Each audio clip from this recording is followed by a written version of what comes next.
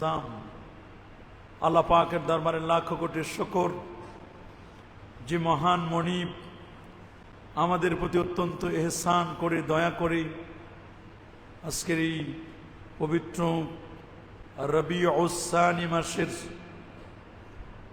আজকের এই জুমার দিনে জুমার নামাজ আদায়ের লক্ষ্যে পৃথিবীর শ্রেষ্ঠতম জায়গা আল্লাহর ঘর মসজিদে আসার ও বসার সুযোগটুকু এনায়েত করলেন। কালিমাতুশ শুকর আদায় করে আমরা পড়ে নিচ্ছি আলহামদুলিল্লাহ। লাখ কোটি তার চার অনেক অনেক গুণ বেশি দরুদ আর সালাম পেশ করছি আল্লাহর সৃষ্টির প্রধান আকর্ষণ কুল কায়নাতের নবী নবীজি মুস্তাফা সাল্লাল্লাহু আলাইহি ওয়াসাল্লামের উপর বিনা দরখাস্তে যে নবীর উম্মত হতে পেরেছি, আসুন আরেকটি বার শুকরিয়া আদায় করে পড়ে নিচ্ছি আলহামদুলিল্লাহ। আজকে আমরা সূরাতুল আনআমের 151 এবং 152 এই দুটো আয়াতে কারিমার আলোকে সুস্থ সমাজ বিনির্মাণে একজন মুমিনের কি করণীয় সে বিষয়গুলোর উপরে আমরা কথা বলবো ইনশাআল্লাহ। প্রিয় সুধী, আপনারা জানেন কোরআন মাজিদের প্রতিটি আয়াত এটি হিদায়েত এবং আলোর দিশারি।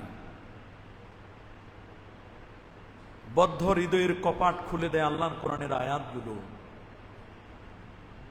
হৃদয়ের মধ্যে যদি কখনো জং ধরে যায়, মরিচা ধরে যায়, তাহলে সেই জংগুলো মরিচাগুলো রিমুভ করে দিবে আল্লাহর কোরআনের তিলাওয়াত এবং কোরআনুল কারীমের তাফসীর। কোরআনের টার্গেট হলো ইউখরিজুন নাসা মিনাদ-দুলুমাতি ইলান নূর, মানুষদেরকে অন্ধকার থেকে আলোর পথে নিয়ে আসবেন। ইহকালীন শান্তি এবং পরকালীন মুক্তির সঠিক পথটি বাতলে দেন আল্লাহর কোরআন। সূরা আনামের এমনই দুটো আয়াত যার সম্পর্কে রাইসুল ফুকাহা হযরত আব্দুল্লাহ ইবনে মাসউদ রাদিয়াল্লাহু তাআলা আনহু তিনি বলেছেন, হাদিসটি এসেছে জামে তিরমিজির 3070 নম্বর হাদিস, মান সাররাহু আন ইয়ানদুরা ইলা সাহিফা আল্লাতী আলাইহা খাতামু মুহাম্মাদিন সাল্লাল্লাহু আলাইহি ওয়াসাল্লাম ফালইয়াকরা হাদিহিল আয়াত। যার রাসূলুল্লাহ সাল্লাল্লাহু আলাইহি ওয়াসাল্লামের সেই মোহরাঙ্কিত সহিফা ওসিয়তনামা দেখার আগ্রহ জাগে, সেজন্য আল্লাহর কোরআনের সূরাতুল আনআমের 151 এবং 152তম আয়াত দুটো তারা যেন একটু তেলাওয়াত করি, এর মর্ম যেন তারা একটু উপলব্ধি করি। এই দুটো আয়াতে আল্লাহ পাক রব্বুল আলামিন দ্বীন, ঈমান, মানবিক মূল্যবোধ, পারিবারিক বন্ধন, ন্যায় বিচারের কথা, একজন মানুষের জানের নিরাপত্তা, ইনসাফের দণ্ড, প্রতিশ্রুতি রক্ষা করা, তাকওয়া এবং খোদাভীতির পয়গাম, এই সব বিষয়ে আলোচনা করেছেন সূরাতুল আনআমের 151 এবং 152 নম্বর আয়াতে। এই আয়াতগুলো মুহকাম আয়াত। মুহকাম বলা হয় গায়াতুজ জুহুর, চরম স্পষ্ট। আর কিছু আয়াত রয়েছে মুতাশাবিহ, যেগুলোকে বলা হয় গায়াতুল খাফা, চরম অস্পষ্ট। তা আল্লাহর কোরআনের আজকে যে দুটো আয়াতের তাফসীর আমরা শুনব, সে দুটো আয়াত তাফসীরে কুরতুবীর 7ম খণ্ডের 132 পৃষ্ঠার মধ্যে বলা হয়েছে যে এই আয়াত দুটোর সাবজেক্ট ম্যাটার, এই আয়াত দুটোর যে আলোচ্য বিষয়, এই আলোচ্য বিষয়গুলো পূর্ব যুগের যে আসমানি কিতাবগুলো ছিল সেগুলোতেও ছিল। এত গুরুত্বপূর্ণ মৌলিক 10টি বিষয়ের কথা আল্লাহ তাআলা এই দুটো আয়াতের মধ্যে বলেছেন। আসুন তাহলে আমরা এক এক করে সে বিষয়গুলো আমরা জানি। এক নম্বর, আল্লাহ পাক রব্বুল আলামিন বলেন আল্লাহ তুশরিকু বিহি শাইআ, যে আল্লাহর সঙ্গে কাউকে শরীক না করা। এটা হলো প্রথম মেসেজ। আমরা আল্লাহর সাথে কি কাউকে শরীক করব? না, কারণ আমরা তাওহীদে বিশ্বাসী। আমাদের সিনায় আছে তাওহীদ। তাওহীদ কি আমানত सीनों में है हमारे, ये आशा नहीं मिटा दो नामो निशाना हमारा। আমাদের সিনায় তাওহীদ আছে। তাওহীদ মানে কি? তাওহীদ মানে ইন্নাল্লাহ তাবারাকা ওয়া তাআলা ওয়াহিদুন ফিজ যাত। তাওহীদ শব্দের অর্থ হলো এই কথা স্বীকৃতি দেওয়া যে আল্লাহ তাআলা সত্তাগতভাবে এক। বলেন আল্লাহ সত্তাগতভাবে কয়জন? একজন। এই স্বীকৃতি দেওয়া। ওয়াহিদুন ফিজ যাত ওয়াহিদুন ফিস সিফাত। আল্লাহ তাআলার গুণগত দিক থেকেও আল্লাহ তাআলা এক। আর ওয়াহিদুন বিল আফআল, কার্যত দিক থেকেও আল্লাহ তাআলা এক। আমরা মনে করি আল্লাহর কাজে আমরা কিছু পার্টনার, আল্লাহর কিছু সহযোগী নিয়োগ দিব। নাউজুবিল্লাহ বলেন। তো এই জন্য অনেকেই ৩৩ কোটি দেবতাকে সহযোগী মনে করি। ৩৩ কোটি দেবতা আল্লাহর সহযোগী নাই। আল্লাহ এক, সত্তাগতভাবে আল্লাহ এক। বলেন সত্তাগতভাবে আল্লাহ কি? আমাদের দেশে অমুসলিম যারা, সনাতন ধর্মের অনুসারী যারা, তারা বলেন যে বিদ্যা যিনি দেয়, সরস্বতী দেবী নাকি বিদ্যা দেয়। বিদ্যা দেওয়ার মালিক, এলেম দেওয়ার মালিক কে? আল্লাহ। বলে আল্লাহ তো দেয়, আল্লাহর সাথে আরো এরা একটু হেল্প করে, এরা হেল্পার। নাউজুবিল্লাহ বলেন। 10 দিকে 10টা হাত দিয়ে দেয়, মনে করে যে বিভিন্ন জায়গা থেকে আপদ বিপদ আসলে এরা বাঁচাবে। আসলে মানুষের বানানো তৈরি করা জিনিস মানুষকে রক্ষা করতে পারে? আমাদের দেশে যারা নাস্তিক টাইপের, যারা আল্লাহকে মানে না, যাদের থিওরি এই আনসিন ইজ নো নাথিং, যা দেখা যায় না তা আমরা বিশ্বাস করি না। যদি জিজ্ঞেস করা হয় আপনার কি মাঝে মধ্যে পেটের ব্যথা হয়? বলে হ্যাঁ তা তো হয়। তো পেটের ব্যথা কি দেখেন? বলে না তা তো দেখা যায় না। পেটের ব্যথা দেখে না, কিন্তু পেটের ব্যথা বিশ্বাস করে। আর আল্লাহরে দেখে না, আল্লাহকে দেখা যায় না, এই জন্য আল্লাহরে বিশ্বাস করে না। এমন পরা কপাল। এরা যখন বিপদে পড়ে তখন কিন্তু আল্লাহকে ভুলে যায় না, আল্লাহকে তখন ডাকে। সমুদ্রের মধ্যে যদি চাঁদপুরের মোহনায় যদি একবার পড়ে, তখন কিসের নাস্তিক আর কিসের আস্তিক, কে হিন্দু কে মুসলিম, সবাই আল্লাহ ছাড়া কিছুই বুঝে না। কারণ ওই সময় জীবন রক্ষা করা দরকার। তা আমরা যার যার ধর্ম তো আছেই, ধর্ম তো তারা পালন করবে। আমাদের এই দেশ, আমরা কারো ধর্মের প্রতি আঘাত হেনে আমরা কথা বলবো না। কোনো আলিহাদেরকে গালি দেওয়াও ইসলাম নিষেধ করছে। আমরা যদি তাদের আলিহা, তাদের প্রতিমাকে গালি দিই, তারা তো আল্লাহকে গালি দিবে। কথা বলেন, তারা কাকে গালি দিবে? আল্লাহকে গালি দিবে। তবে এমন যেন না হয় তাদের প্রতিমার সামনে গিয়ে অনেকেই নাত গায়, অনেকে হামদে বাড়িতে লাগায়। গত বছর যে ঘটনা ঘটছে, আল্লাহ জানে এবছর জানি কি হবে, সামনে দেখার পালা। আমরা এরকম অনাকাঙ্ক্ষিত কোনো ঘটনা যেন আমাদের চোখে না পড়ে, আল্লাহ যেন আমাদের হেফাজত করেন, বলি আমিন। তা মোটা দাগে আমাদের কথা হলো, আমরা আল্লাহর সাথে কখনো কাউকে শরীক করব কথায়ও না, কাজেও না। সিফাতেও আল্লাহর, সিফাতের ক্ষেত্রেও আল্লাহ তাআলা এক। এটা আমাদের মনে রাখতে হবে। কারণ আল্লাহ পাক রব্বুল আলামিন কোরআনুল কারীমের বহু জায়গায় তিনি শিরক সম্পর্কে সতর্ক করেছেন। ওমা ইউশরিক বিল্লাহ ফাকান্নামা খাররা মিনাস সামাই ফাতাখতাফুহু আত-তায়রু আও তাহবি বিহি আর-রিহু ফি মাকানিন সাহিক। কেউ আল্লাহর সাথে কাউকে শরীক করে, যে কেউ আল্লাহর সাথে কাউকে শরীক করে, সে যেন আকাশ থেকে পতিত হলো, তারপর পাখি তাকে ছোঁ মেরে নিয়ে গেল, অথবা বাতাস থেকে দূরবর্তী স্থানে নিক্ষেপ করলো। সূরা হজ্জের 31 নম্বর আয়াতে আল্লাহ তাআলা বলছেন আল্লাহর সাথে শরীক করা যাবে না। যে আল্লাহর সাথে শরীক করলো সে যেন আকাশ থেকে নামলো, তারপর পাখি তাকে ছো মেরে নিয়ে গেল, অথবা বাতাস তাকে এমন ভাবে তাকে ঝঞ্ঝা বায়ু তাকে নিয়ে গেল যা সে কল্পনাই করতে পারে নাই। এজন্য শিরিক এটি মস্ত বড় একটি অপরাধ। আকবরুল কাবায়ের সবচেয়ে বড় গুনাহটার নাম হলো শিরিক। বলেন সবচেয়ে বড় গুনার নাম কি? আরো জোরে বলেন, সবচেয়ে বড় গুনার নাম কি? সূরা নিসার 48 নম্বর আয়াতে আল্লাহ বলেন ইন্নাল্লাহা লা ইয়াগফিরু আন ইউশরাকা বিহি ওয়া ইয়াগফিরু মা দুনা যালিকা লিমান ইয়াশা ওয়া মান ইউশরিক বিল্লাহ ফাকাদ ইফতারা ইসমান আযীমা। নিশ্চয় আল্লাহ তাআলা এই বিষয়কে ক্ষমা করেন না যে তার সাথে কিছু শরীক করা হয়। আল্লাহর সাথে কাউকে যদি শরীক করে শিরকের গুনাহ আমার আল্লাহ ক্ষমা করেন না। তবে এর চেয়ে নিচের যে কোনো বিষয় আল্লাহ যাকে ইচ্ছা ক্ষমা করে দেন। যে ব্যক্তি আল্লাহর সঙ্গে কাউকে শরীক করে সে যেন গুরুতর মহা অন্যায়, গুরুতর পাপে যেন লিপ্ত হলো। শিরিক করতে গিয়ে আমরা তো দেখি সনাতন ধর্মের মানুষগুলো তারা প্রতিমা বানায়, প্রতিমাকে তারা পূজা করে। তো এই সমস্ত পূজা মণ্ডপে বা মেলায় ওরা তো ওদেরটা করে।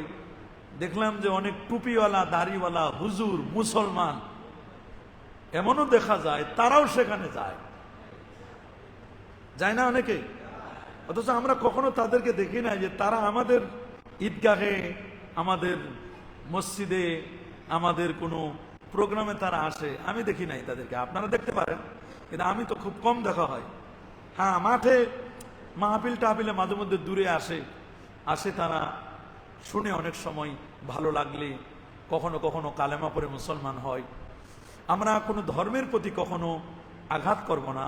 আমাদের কথা হলো যে ওরা ওদেরটা পালন করছে সেটা ভিন্ন কথা, ওদের জবাব তো ওরা দিবেই, আমাদেরটা তো আমরা বলবই।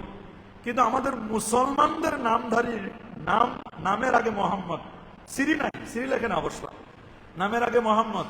নামগুলো সুন্দর সুন্দর নাম, ওরে বাবা এত সুন্দর সুন্দর নাম, কিন্তু দেখলাম যে ওই সমস্ত পূজা মণ্ডপের তারা সভাপতি, সেক্রেটারি, ক্যাশিয়ারের দায়িত্ব পালন করে। আছে না এরকম?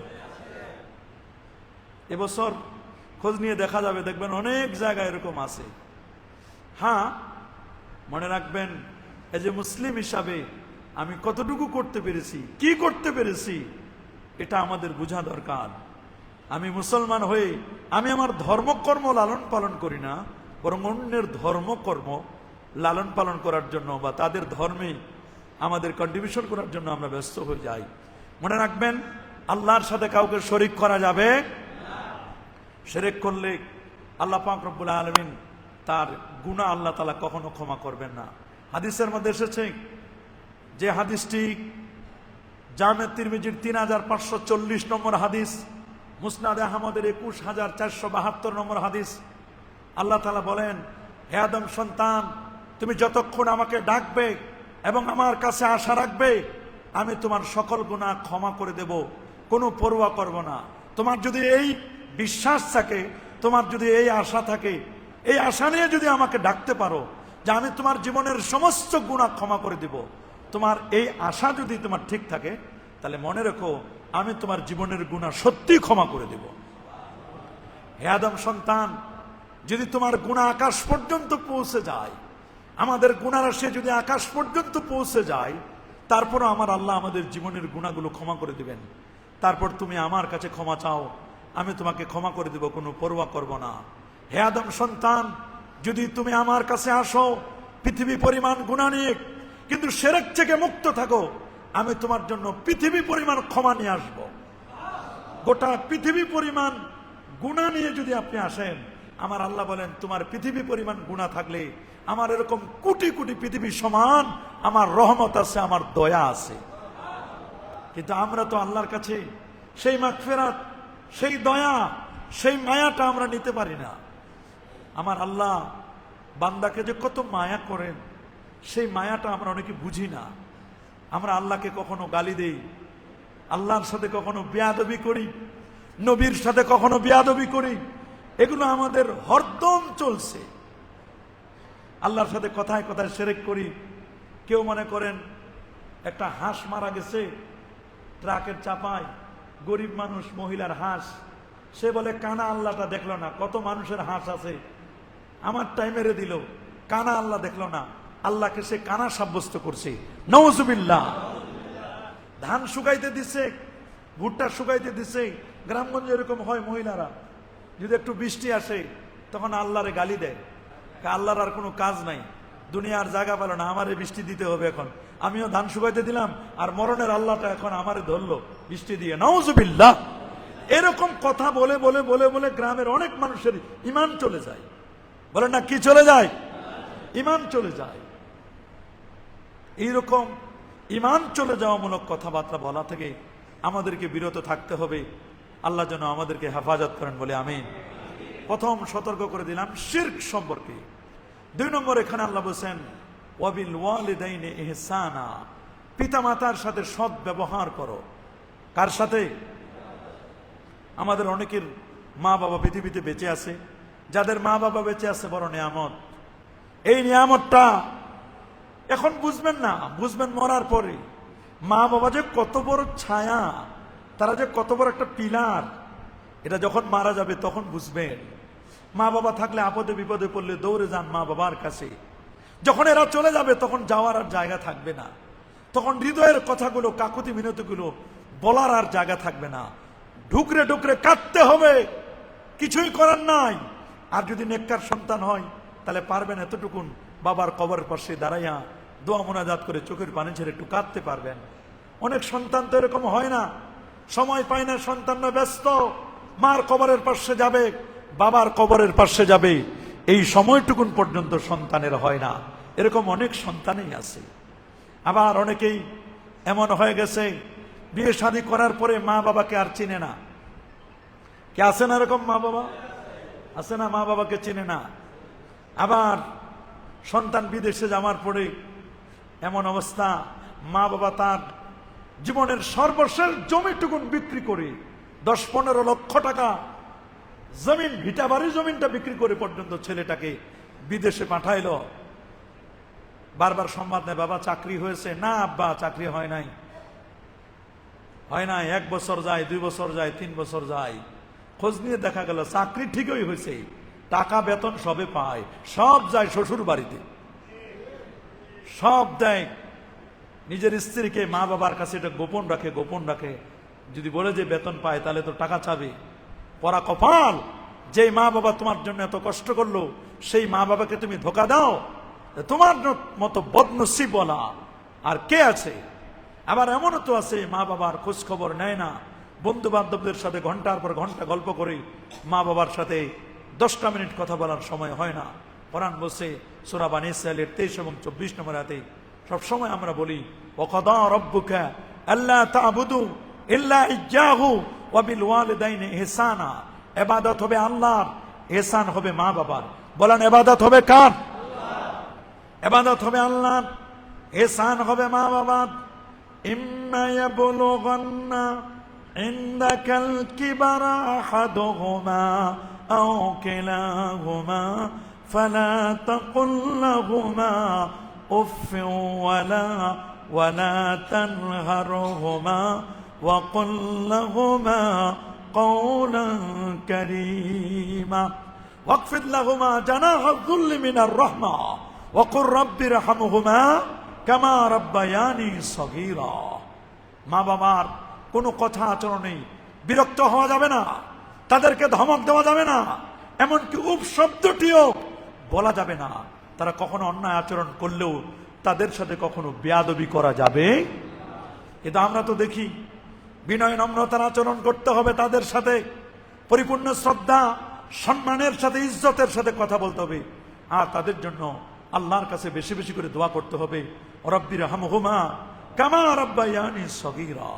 কিন্তু আমরা দেখি হয়তো মা ইয়াবার টাকা পায় নাই, বাবার টাকা পায় নাই, মদের টাকা পায় নাই, তারপরে গাঞ্জা কিনবে টাকা পায় নাই, বাবাকে মেরে লাইফে এসে ছুরি দিয়ে বুকের মধ্যে আঘাত করে করে করে করে করে মারা হচ্ছে, বাবাকে মেরে টুকরো টুকরো করে দিচ্ছে।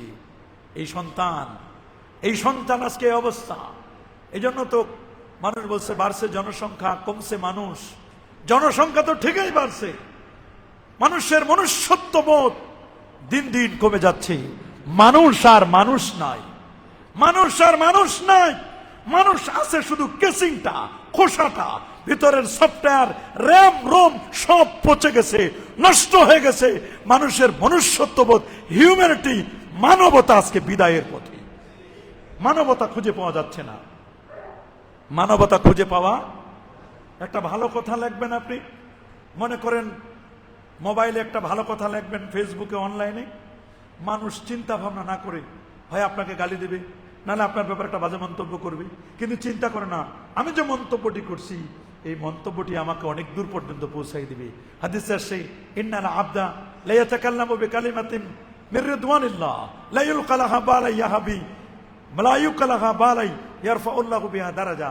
মানুষ মাঝে মধ্যে এমন কথা বলে, এই কথা তাকে অনেক দূর পর্যন্ত, মর্যাদা পর্যন্ত পৌঁছায় দেয়, অনেক দূরে নিয়ে যায়। আবার ইন্নাল আবদা লা ইয়াতাকাল্লামু বিকালিমাতিন মিন সাখাতিল্লাহ, এমন এমন বাজে বাজে কথা বলে যাতে করে সে আল্লাহর সন্তুষ্টি হয়ে যায়। হাত্তা এমনকি এমন অবস্থা হয়ে যায় তাকে এমন এক জাহান্নামে নিক্ষেপ করা হবে, হাত্তা মা বাইনাল মাশরিক ওয়াল মাগরিব, যে জাহান্নামের দূরত্ব হবে মাশরিক থেকে মাগরিব পর্যন্ত। এই জন্য কমেন্ট করার সময়, শেয়ার করার সময়, অনেকে শেয়ার করার সময় ঈমান চলে যায়। বাজে জিনিস শেয়ার করে দিলেন, এরকম বাজে জিনিস শেয়ার করলে তো আপনার ঈমানও চলে যাবে। বাজে একটা কমেন্ট করলেন, গালি দিলেন আপনি, আপনার এমন অবস্থা হয়ে যাবে যে আপনার, যাকে আপনি গালি দিচ্ছেন, যার আপনি গীবত করবেন, যার আপনি শিকায়ত করবেন, তার গুণাটা আপনার আমলনামায় চলে আসবে, আর এই লোকটা কিন্তু সওয়াব পেয়ে যাবে। সুতরাং নিজের পায়ে নিজে কুড়াল মেরে আমরা মানুষকে গালি দিই। সিবাবুল মুসলিমে ফুসুক, কোন মুসলমানকে গালি দেওয়া, ফাসিকি ওয়া কিতালুহু কুফর, কোন মুসলমানকে অন্যায়ভাবে হত্যা করা, এটা কুফরির মতো অন্যায় হয়ে যায়। নাউজুবিল্লাহ বলেন। এই জন্য মা বাবাকে সম্মান করতে হবে, শ্রদ্ধা করতে হবে। বিয়ে শাদী করার পরে মা বাবা থেকে আলাদা হয়ে যায়। শ্বশুর শাশুড়িকে আব্বু আম্মু 3 আলিফ 4 আলিফ বলে টান দেয়, কত সুন্দর করে ডাকে। আর নিজের মা আর বাবাকে বলে বুড়া আর বুড়ি, মদও নাই, গুন্নাও নাই, বরং বুড়া ইনসাল করে বুড়া বুড়ি বলে গালি দেয়। নাউজুবিল্লাহ বলেন। এই তো সমাজ, আমাদের অবস্থা তো এরকম হয়ে গেছে। মা বাবার সাথে ভালো বিহেভ করে না, মা বাবার সাথে খারাপ আচরণ করি। মা বাবা যত না বুঝুক, মা বাবাকে অনেক সময় বোঝে, বলে বাবা তুমি বুঝো না, মা তুমি বুঝো না, বুঝে না মা বাবা। মা বাবা এমনি 70 বছর 80 বছর বয়স হয়েছে, মা বাবা বুঝে না।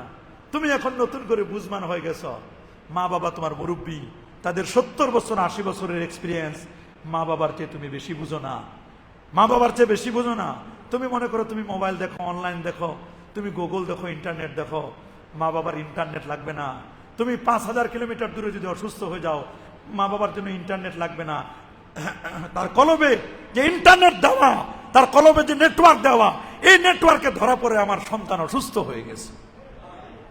মা বাবার জন্য জিওগ্রাফি লাগবে না, মা বাবার জন্য গুগল লাগবে না, ইন্টারনেট লাগবে না, মা বাবা অটোমেটিক বুঝতে পারবেন। 3 নম্বর যে বিষয়টি আমি আপনাদেরকে সতর্ক করতে চাই, সেটা হলো দারিদ্র্যের ভয়ে সন্তানদের হত্যা না করা। ওয়ালা তাকতুলু আওলাদাকুম মিন ইমলাকিন, আবার কোন কোন জায়গা আছে মিন খাশিয়াতে ইমলাক। আয়াতের বিভিন্নভাবে বিভিন্ন জায়গা আছে। এটা সূরাতুল আনআমের 151 নম্বর আয়াতে যেটা আসছে, দারিদ্র্যের ভয়ে তোমরা নিঃসন্তানদেরকে হত্যা করো না। আরবের মুশরিকরা কখনো কখনো সামাজিক লজ্জা এবং অপমানের ভয়ে কন্যা সন্তানকে মেরে ফেলতো, আবার কখনো দারিদ্র্যের ভয়ে নিঃসন্তানকে মেরে ফেলতো। আল্লাহ তাআলা সতর্ক করে দিচ্ছেন, ওয়ালা তাকতুলু আওলাদাকুম খাশিয়াতা ইমলাকিন নাহনু নারযুকুহুম ওয়া ইয়্যাকুম ইন্না কাতলাহুম কানা খিতান কাবীরা। দারিদ্র্যের ভয়ে নিজেদের সন্তানদেরকে হত্যা করো না, আমি তাদেরকেও রিজিক দেই, তোমাদেরকেও দেই। তোমাদেরকে নতুন ভাবে শিক্ষা দেয়, ছেলে হোক মেয়ে হোক, 2টি সন্তানই যথেষ্ট। একটি হলে ভালো, না হলে আরো ভালো। যার হয় না সে বুঝে হওয়া না হওয়া যে কি জিনিস। আপনি তো বলে দিলেন ছেলে হোক মেয়ে হোক 2টি সন্তানই যথেষ্ট, একটি হলে আরো ভালো। আর যার হয় না সে না বুঝে, একটা যদি হয় আর যদি আল্লাহ না করে অ্যাক্সিডেন্টে মারা যায়, তো তো সবে তো শেষ। এই জন্য আল্লাহ নবী বলছেন তাজাওয়াজুল ওয়াদুদ আল ওয়ালুদ, তোমরা এমন নারী দেখে বিয়ে করবা যেই নারী প্রেমময়ী হবে। কি হবে? প্রেমময়ী, আপনাকে আদর করবে, আপনাকে মায়া করবে। যত বয়স বেশি হয় স্বামী স্ত্রীর মায়া মহব্বত তত বেশি বাড়ার কথা। বয়স বেশি হলে আর তো কোনো অবলম্বন নাই, কিছুই নাই। আর যখন বয়স মানুষের বেশি হয়ে যায় তখন মানুষটা অসহায় হয়ে যায়। আমার আল্লাহ দেখে যে দেখো আমার বান্দা দাড়ি চুলগুলো সাদা হয়ে গেছে, 70 বছর পর্যন্ত পরিবারের জন্য কষ্ট করেছে, জীবন যৌবন ঘাত প্রতিঘাত কত কষ্ট না করেছে আমার বান্দাটা, শেষ বয়সে এসে আমার কাছে ধরা দিচ্ছে, চোখের পানি ছেড়ে কাঁদতেছে। আহারে আমার এই বান্দাটারে দাড়িগুলো পেকে গেছে, গোপগুলো পেকে গেছে, চুলগুলো পেকে গেছে, শরীরের চামড়াগুলো ঢিলা হয়ে গেছে, চোখের ভুরুগুলো পেকে গেছে। আমার এই বান্দা আমার কাছে চাই, আমার কাছে মাপ চাই, আমার কাছে ক্ষমা চাই। আমি আমার এই বান্দাটারে ক্ষমা না করে কেমনে তারে খালি হাতে ফেরত দিই? আমার আল্লাহর লজ্জা হয় তখন। আল্লাহু আকবার। চিন্তা করে দেখেন, বুড়ো বয়সে একটু কাঁদেন না? অনেকের এক পা কবরে চলে গেছে আর এক পা বাহিরে আছে, তারপরও দুষ্টামি ছাড়ে না। কি বলেন, আছে না এরকম? তারপরে অন্যায় ছাড়ে না, সুদ ঘুষ ছাড়ে না, বেপরদাগিরি বেহায়াপনা ছাড়ে না, অন্যায় অপকর্মে লিপ্ত হয়ে যায়, ওজনে কম দেয়, বয়স হয়ে গেছে, দাড়ি চুল পেকে গেছে, আর কত আর কত আর কতক্ষণ আপনি অন্যায় করবেন? ফিরে আসেন, বাজা বাজা আর আছে হাসতি বাজা, আয় ফিরে আয় বান্দা, আমার দিকে ফিরে আয়, আমার দিকে ফিরে আয়। তুমি যত বড় পাহাড় পরিমাণ গুনাহ করো না কেন, আমি আল্লাহ তোমাকে রিসিভ করে নিব, তোমার গুনাহ আমি আল্লাহ ক্ষমা করে দেব। আল্লাহু আকবার। অনেকেই সন্তানদেরকে রাসূলুল্লাহ বলে দিলেন, যেই নারী প্রেমময়ী এবং সন্তান জন্ম দিতে যার বেশি সক্ষমতা, এইরকম নারী দেখে তোমরা বিয়ে করবে। এরকম নারী দেখে বিয়ে করা দরকার, সন্তান বেশি হলে তো ভালো। রাসূল বলেন, আমি কিয়ামতের দিন অহংকার করতে পারবো, গর্ববোধ করবো যে আমার উম্মত বেশি। সুবহানাল্লাহ বলেন। উম্মত বাড়ানোর কথা নবীজি বলছেন, উম্মত বেশি হবে। এই জন্য 120টা কাতারের 80 কাতার হবে আমার নবীর উম্মত। বলেন, আমার নবীর উম্মত কয় কাতার? 80টা কাতার হবে আমার রাসূলের উম্মত, আর বাকি 1,23,999 জন নবীর উম্মতের কাতার হবে মাত্র 40টা। আর আমাদের একজন নবীর উম্মতের কাতার হবে 80টা কাতার। আল্লাহু আকবার। 80 কাতার হবে। অনেকে 3 মাস হয়ে গেলে শয়তান অ্যাবর্শন করে ফেলায়, আছে না এরকম? 3 মাস 4 মাসের পর কেউ বলছেন রুহু আসার আগে, হার্টবিট আসার আগে মারা যাবে, মানে কোনো কারণে যদি ডাক্তার পরামর্শ দেন তাহলে আপনি নষ্ট করতে পারেন, অ্যাবর্শন করতে পারবেন। কিন্তু 4 মাসের পরেও অনেকে অ্যাবর্শন করে ফেলে। এটা হাতে ধরে হত্যা করা, গলা টিপে হত্যা করা যেমন, 4 মাসের পর তাকে অ্যাবর্শন করে দেওয়া সেম টু সেম হত্যা।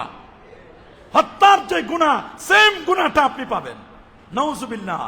রাস্তাঘাটে সন্তান পাওয়া যায়, হসপিটালে সন্তান পাওয়া যায়। এর গত 2 দিন আগে রাস্তায় এক সন্তান পেয়েছে, এক মহিলা কোলে তুলে নিয়ে আসছে। এটা অফিসারের কাছে, ইউনোর কাছে গেছেন, উনি যদি এখন দেয় তাহলে দিবে। রাস্তাঘাটে জন্মের পরে সন্তানটাকে রাস্তাঘাটে ফেলে দিয়ে আসে। এরা কেমন বাবা মা আমার বুঝে আসে না। তুমি কেমন করে এই সন্তানটার ব্যাপারে যদি আল্লাহর দরবারে জিজ্ঞাসা করা হয়, কি জবাব দিবে? কি জবাব দিবে? জবাব দেওয়ার কিছু থাকবে? কোন জবাব দেওয়ার কিছু থাকবে না। একটি সন্তান জন্ম নেই, তার দিন গ্রহণের মামিন মাউলিদিন ইল্লা ইউলাদু আলাল ফিতরা, একটি সন্তান জন্ম নেয় ফিতরাতের উপর। সুতরাং কোন সন্তানকে হত্যা করা এটা তো অন্যায়। তারা হত্যা করত, বড় হওয়ার পরে মাটির নিচে পুঁতে দিত, আর আমরা এখন গোপনে ডাক্তারের পরামর্শ নিয়ে অ্যাবর্শন করাই ফেলি। তো ওইটার চেয়ে তো এটা আরো বেশি অপরাধ। কথা বলেন। জাহিলি যুগ, আগে যে জাহিলি যুগ ছিল, আগের জাহিলি যুগের যারা ছিল তারা অবশ্য এত বেশি শিক্ষিত ছিল না, ওরা জাহিলি ছিল। কোরআনের জ্ঞান, ওহির জ্ঞান তাদের মধ্যে ছিল না। আর আমাদের বর্তমান শিক্ষিত, ইন্টারনেট জানে, গুগল জানে, সব বুঝে, ফেসবুক চিনে, অনলাইন চিনে, কিন্তু কোরআনের জ্ঞান না থাকার কারণে ওরা যে পরিমাণ জাহেল ছিল, এদের চেয়ে ডাবল জাহেল বর্তমান যুগের যারা কোরআনের জ্ঞান যাদের সিনায় নাই। এরা তো আরো বড় জাহেল। ওই জাহেল যুগের মানুষগুলো যা করতো তার চেয়ে বেশি করতেছে। আমরা তো জাহেলিয়াতকে হার মানায় দিয়েছি, জাহেলিয়াতকে হার মানিয়ে দিয়েছি আমরা। সাবধান, আমরা সন্তানদেরকে খাদ্যের অভাবে হত্যা করব না। বর্তমান তো প্রায় 20-22 কোটি মানুষ, কত সিম যে কয়টা তা দেখলাম, সিমের হিসাব দিছে, গ্রামীণ কত, টেলিটক কত, তাদের দেখলাম 19-20 কোটি। যাদের সিম নাই এমন গ্রামের অনেক মহিলা আছে, তাহলে তো হিসাব করে দেখলে মনে হয় বর্তমান 25 কোটি, মনে হয় 22-23 কোটি তো হয়ে গেছে মানুষ। যখন 10 কোটি মানুষ ছিলাম তখনও আল্লাহ খাওয়াইছে, আর এখন 25 কোটি, আল্লাহ এখন আরো ভালো খাওয়ায়। যখন চালের কেজি 60 টাকা 8 টাকা ছিল, আমরা আমাদের ছোটকালে দেখছি, আপনারা তো 1 টাকাও দেখছেন, 8 আনাও দেখছেন, 10 টাকা দিয়ে আপনারা গরু কিনছেন, 30 টাকা দিয়ে গরু কিনছেন। অনেক মুরব্বী এখানে আছেন না এরকম? এরকম তো অনেকে আছেন। সে আল্লাহ, যে আল্লাহ আগে খাওয়াইছে, সে আল্লাহ এখনো খাওয়ায়। আগে মানুষ 1-2টা আইটেম দিয়ে ভাত খাইতো, এটা সবজি, এটা গোস্ত, অথবা এখন ভর্তা, সবজি, ছোট মাছ, বড় মাছ, ছোট মুরগি, খাসি, গরু, আইটেমের শেষ নাই। বরকত দেওয়ার মালিক কে? আল্লাহ। আল্লাহ বরকত দেন। এমন রিক্সাওয়ালার বাড়িতেও দেখবেন একজন রিক্সাওয়ালা, আমাদের দেশে তো যারা একেবারে নিম্ন শ্রেণীর তারা খুব ভালো চলে, আর উচ্চ শ্রেণীর যারা তারা খুব ভালো চলে, মাঝখানে যারা মাইনকার চাপায় পড়ে, মানে যারা মধ্যবর্তী যারা, তারাই আছে বিপদে। বলেন না, তারাই আছে কি? বড় লোক কোটিপতি আরো কোটিপতি হচ্ছে, ওদের আরো টাকা আরো টাকা আরো টাকা। আর যারা নিম্ন শ্রেণী তারা কিন্তু কোনো না কোনো ফকির আলী করলে, ভিক্ষা করলেও তো মোটামুটি সারাদিন ভিক্ষা করলে 1-1.5 হাজার টাকা পাওয়া যায় সারাদিন। এটা যদি কমন পড়ে শুক্রবারে, তাহলে তো 2000। একজনে জিজ্ঞেস করলাম যে খালা কত করে পান? কয় হুজুর দোয়া করেন, শুক্রবার আর বুধবার মোটামুটি 1500-2000 পাই। তো 2000 করে যদি পাই, গড়ে যদি 1000 হয়, তো 30 দিনে 30,000। বলেন না, 30 দিনে কি?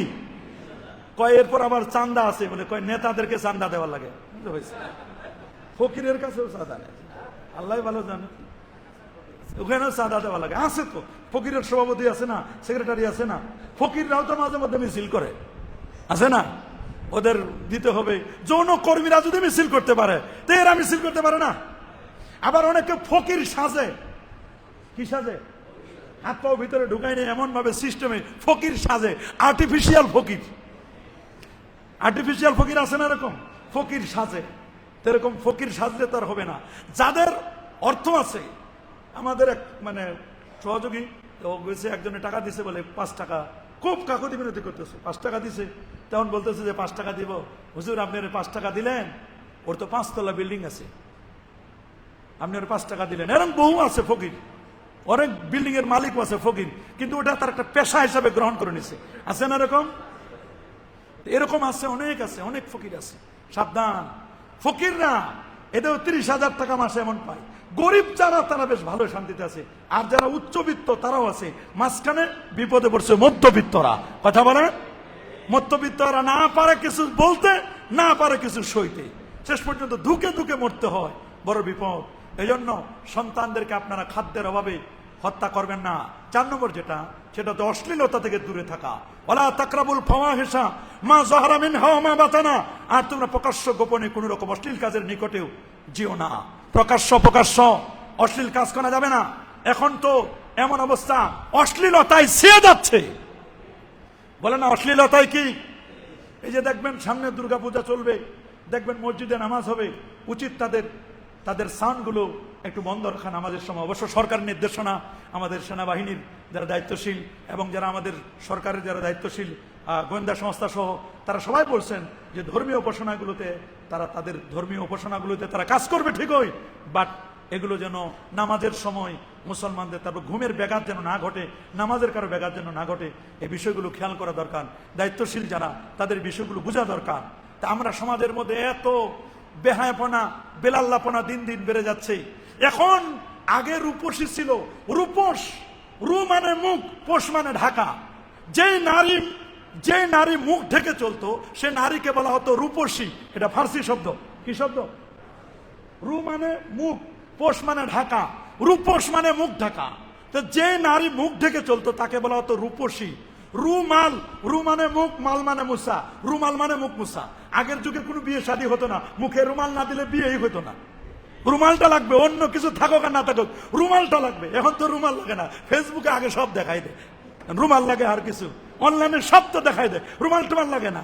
আগে ছবি পাঠাও, এই পাঠাও, এই পাঠাও, কি কিনবা সব তো দেখাই দেয়। বিয়ের স্বাদ এখন অনলাইনে চলে গেছে। কথা বলেন না? আর আগে বরকে দেখার জন্য কত কষ্ট করে লাগতো। বর এমন ভাবে রুমাল দিয়ে ঢেকে রাখতো, যে মুখ ঢেকে রাখে তারা বলে রূপসী। আর এখন যত খোলামেলা করতে পারবেন সেই রূপসী। নাউজুবিল্লাহ বলেন। কাপড় কমাতে কমাতে কমাতে কমাতে কমাতে এমন অবস্থা, কাপড় না দিতে পারলেই মনে হয় ভালো মনে করে। কথা বলেন না। আর হুজুরদের দোষ দেখো, হুজুররা কাপড়ের দাম বাড়াচ্ছে, হুজুরদের জুব্বা বড়, হুজুরদের টুপি লাগে, হুজুরদের পাগড়ি লাগে, হুজুরদের পায়জামা লাগে, জায়নামাজ লাগে, কাপড়ে হুজুরের দাম বাড়াইছে। উনারা যখন বিপদে পড়ে তখন তাদেরও কাপড় লাগে। এমনি মুখ ঢাকে না, এমনি মুখ ঢাকে না। যখন করোনা আসলো তখন মুখ কেন, চোখও ঢাকে।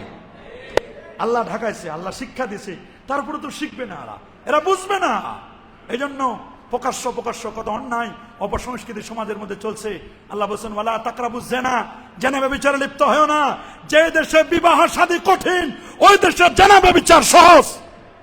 কথা বলে, যে দেশে বিবাহ শাদী কঠিন ওই দেশে জিনা ব্যভিচার সহজ। গোটা সমাজে কেউ যদি জিনা করার জন্য ইচ্ছা করে সহজে সে জিনা করতে পারবে। কথা বলেন, কি বলেন, পারবে কিনা? জিনা ব্যভিচার করলে এটা সহজ মনে করে তারা, অথচ বিবাহ শাদী এটা অন্যায়। কেউ যদি দ্বিতীয় বিবাহ করে, কত বড় জানি অন্যায় করলো, কিন্তু যদি জেনা করে তাহলে মনে করে যে না এটা ভালো, কিন্তু দ্বিতীয় বিয়ে করা যাবে না। যেটা নবীর তরিকা, যেটা নবীর তরিকা এইটা তার নিতে চায় না। আপনি যদি বলেন যে আচ্ছা ও লোকটা জেনা করছে, বলে করুক, জেনা করছে কি করছে, খারাপ কিছু করছে, মানুষের সেন্টিমেন্ট এরকম হয়ে গেছে। যদি বলেন একটা লোক দ্বিতীয় বিয়ে করছে, মানে দ্বিতীয় আরেকটা বিয়ে করছে, বলে না এটা চরম অন্যায় হয়েছে।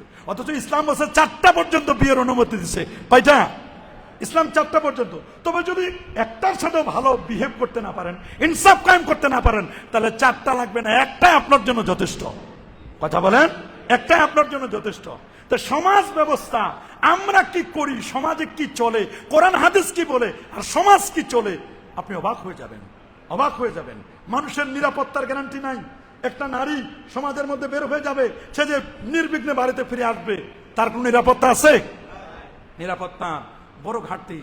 আল্লাহ পাক রব্বুল আলামিন বলেন ইন্নামা ইয়ামুরুকুম বিসসুই ওয়াল ফাহশা ওয়া আন তাকুলু আলাল্লাহি মা লা তা'লামুন। সে তো তোমাদেরকে অন্যায় অশ্লীল কাজ করতে, আল্লাহ সম্পর্কে এমন কথা বলতে আদেশ করে যা তোমরা জানো না। শয়তান সব সময় আমাদেরকে দারিদ্র্যের ভয় দেখায়, অশ্লীলতার আদেশ করে, আর আল্লাহ তাআলা তোমাদেরকে মাগফিরাত এবং অনুগ্রহের প্রতিশ্রুতি দেন। আল্লাহ চান বান্দাকে ক্ষমা করে দিতে, আর শয়তান চায় মানুষকে শুধু অন্যায় কাজে লিপ্ত করতে। আমরা কি অন্যায় কাজে লিপ্ত হব? কে বলেন অন্যায় কাজে লিপ্ত হব? অন্যায় কাজে আমরা লিপ্ত হব না। বারবার আমরা বলি ইন্নাল্লাহা ইয়ামুরু বিল আদলি ওয়াল ইহসান ওয়া ইতাইজিল কুরবা ওয়া ইয়ানহা আনিল ফাহশাই ওয়াল মুনকারি ওয়াল বাগই ইয়াইযুকুম লাআল্লাকুম তাযাক্কারুন। প্রত্যেকটা জুমায় এই আয়াতটা আমি তেলাওয়াত করে আপনাদের শোনাই দিই, তারপর অর্থ না বোঝার কারণে হয়তো আমরা এটা বুঝি না। 5 নম্বর, অন্যায়ভাবে কাউকে হত্যা না করা। ওয়ালা তাকতুলুন নাফসাল্লাতী হারামাল্লাহু ইল্লা বিল হক। অন্যায়ভাবে কাউকে হত্যা করা যাবে না। এখন বিচার বহির্ভূত হত্যার তো শেষ নাই। বলেন বিচার বহির্ভূত হত্যার কি নাই? কে যে কোথায় মারা যাচ্ছে, কাকে যে কোথায় মারা যাচ্ছে। এই তো কিছুদিন আগে দেখলাম একজন মানুষ উত্তরা থেকে, একজন আলেম পোশাক তো মনে হচ্ছে দাড়ি পোশাক আলেম, সে তাকে কে যেন গুম করেছে। এখন 3-4 দিন হয়ে গেছে, এখনো পর্যন্ত তাকে খুঁজে পাওয়া যাচ্ছে না। আছে না এরকম? কয়েকদিনের রিপোর্ট। কি হয়েছে তার ফ্যামিলি জানে না এখনো, তাকে মেরেছে, তাকে বেঁচে আছে নাকি কোথায় আছে এখন পর্যন্ত জানে না, এখনো পর্যন্ত জানে না। তাহলে দেখুন আপনি কি বিপদে আমরা আছি। এই জন্য আল্লাহ পাক রব্বুল আলামিন আমাদেরকে বারবার সতর্ক করে দিয়েছেন। 6 নম্বর, ইতিমের সম্পদের ব্যাপারে সতর্ক হওয়া। ওয়ালা তাকরাবু মালাল ইয়াতিম ইল্লা বিল্লাতি হিয়া আহসান হাত্তা ইয়াবলুগা আশুদ্দাহু। ইতিমের মাল কেমনে মানুষ মানে কেমনে কারচুপি করবে, এতিমের মালটাকে কেমনে কুক্ষিগত করবে, এ নিয়ে মানুষ ব্যস্ত থাকে। কত এতিমখানা আছে, লিল্লা বোর্ডিং আছে, সেই এতিমখানা লিল্লা বোর্ডিং এর টাকা যথাযথভাবে প্রপারলি ইউজ করা হয় না। আছে না এরকম? প্রপারলি কি করা হয় না? ইউজ করা হয় না। এক জায়গার ফান্ড একটা ফান্ড আরেক ফান্ডে, একটা জায়গা আরেক জায়গায়। এগুলো যদি কেউ করে অবশ্যই আল্লাহর কাছে জবাবদিহি করতে হবে। ইন্নাল্লাযীনা ইয়াকুলুনা আমওয়ালাল ইয়াতামা যুলমান ইন্নামা ইয়াকুলুনা ফি বুতুনিহিম নারা ওয়া সায়াসলাউনা সাইরা। নিশ্চয় যারা এতিমের সম্পদ অন্যায়ভাবে ভোগ করে তারা নিজেদের পেটে শুধু টাকা ভরলো না, নিজের পেটে আগুন দিয়ে পেটটা ভরে দিল। এতিমের সম্পদকে ভক্ষণ করা যাবে না। 7 এবং 8 নম্বর নির্দেশনা আল্লাহ দিয়েছেন যে ওয়াউফুল কাইলা ওয়াল মিজানা বিল কিসতে, সব পরিমাণ এবং ওজন ন্যায়ানুগভাবে পরিপূর্ণ করা। আমরা যখন কাউকে ওজন করে দিব তখন আমরা ওজনে কম দেব না, ওজনে কম দেব না, ওজনে কম দেব না, পরিমাপ করে দিব। 4.5 কেজি কিনলে 4.25 কেজি হয়, 5 কেজি কিনলে 4.5 কেজি গরুর গোস্ত হয়। গরুটা জবাই করার পরে এমন ভাবে পানি দিয়ে মনে করবেন 250 গ্রাম পানি। বলেন 250 গ্রাম কি? এই যে মানুষকে আপনি ঠকালেন, আপনাকে পানি দিয়ে বিক্রি করার কথা কে বলেছে? আল্লাহ নবী বাজার মনিটরিং করতেন, বাজার মনিটরিং করতে গিয়ে হাত ঢুকাই দিলেন, ফাসাবাহাল বালালা, আল্লাহ নবী দেখলেন সেখানে পেয়ে গেলেন আর্দ্রতা। নবীজি বলছেন কিভাবে আর্দ্রতা আসলো? হুজুর বৃষ্টি হচ্ছে। তো নবীজি বললেন বৃষ্টি হলে তো আগে উপরে পড়বে, তারপর না নিচে যাবে। উপরে পড়ে না, এটা নিচে গেল কেমনি? আল্লাহ নবী বুঝতে পারলেন। এই জন্য ওজন যারা করে দিবেন, যারা ব্যবসায়ী আছেন, ওজন করার সময় মানুষের হক নষ্ট করবেন না, হক নষ্ট করবেন না।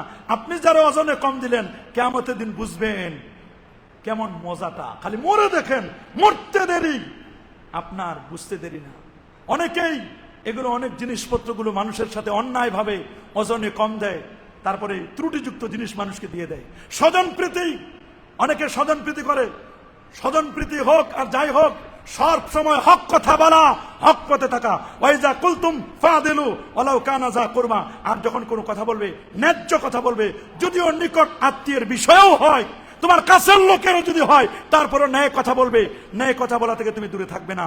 ন্যায় কথা বলা দরকার। কথা যত সিধা তত কিছু মানুষের জন্য অসুবিধা। এই জন্য আমাদের ন্যায় কথা বলতে হবে। সর্বশেষ কথা, ওয়াবে আহাদিল্লাহ আউফু, আল্লাহর প্রতিশ্রুতি পূরণ করবে, আল্লাহর ওয়াদা আমাদের পূরণ করতে হবে। 10 নম্বর, এটাই হলো শেষ বক্তব্য। আল্লাহ তাআলা সূরাতুল আনামের 151 এবং 52 নম্বর আয়াতে বলছেন যে তোমরা ওয়াদা রক্ষা করবে। কতজনে তো কত প্রতিশ্রুতি দেয়, এই করব, হাম করেঙ্গা, ত্যাং করেঙ্গা, এই করব, এই করব, এই করব, এই করব, কিন্তু সময় মতো কিছুই নাই।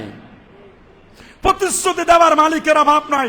সামনে দেখবেন আসবে কত প্রতিশ্রুতিবাদীরা আমাদেরকে কত রং বেরঙের প্রতিশ্রুতি দিবে। কেউ মসজিদে এসে দিবে, কেউ মাঠে ময়দানে দিবে, কেউ রাস্তায় দিবে, কেউ মিম্বরে দাঁড়াই দিবে। কত রকমের প্রতিশ্রুতি পূরণ করবে জানি কয়জনে, আল্লাহ ভালো জানেন। কয়জনে জানি পূরণ করে, আল্লাহ ভালো জানে। প্রতিশ্রুতিতে দেয়, কতজনে কত রকমের প্রতিশ্রুতি দেয়। আল্লাহ তাআলা আমাদেরকে হেফাজত করুন। এই 10টা বিষয় আমরা যেন পুঙ্খানুপুঙ্খ রূপে আমরা যেন পালন করতে পারি। আমরা যেন আল্লাহর সাথে শিরক না করি, অন্যায় না করি, আল্লাহর সাথে যেন আমরা হঠকারিতা না করি, নবীর সুন্নাহ মোতাবেক জীবনযাপন করতে পারি, ওয়াদা রক্ষা করতে পারি, ওজনের যেন কম না দেয়, মানুষের সাথে যেন প্রতিশ্রুতি রক্ষা করতে পারি। তারপরে আমরা যাতে করে স্বজন প্রীতি না করি, এই বিষয়গুলো আমরা খেয়াল করব। আল্লাহ পাক রব্বুল আলামিন আমাদের